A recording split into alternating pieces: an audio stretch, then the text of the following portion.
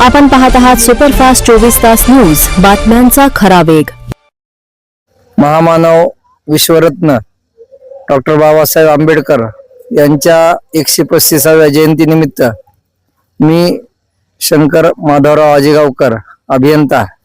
जलमित्र संघटनेचा अध्यक्ष तथा अखिल भारतीय ब्राह्मण महासंघाचा परभणी जिल्हाध्यक्ष, सर्व जनतेला व जिल्ह्यातील सगळ्या आपल्या नागरिकांना आंबेडकर जयंतीच्या मनःपूर्वक शुभेच्छा देतो। ज्या महामानवामुळे आज भारतीय लोकशाही जगात नावाजली जात आहे, त्या भारतीय लोकशाहीचे जनक असणारे आमचे आदरणीय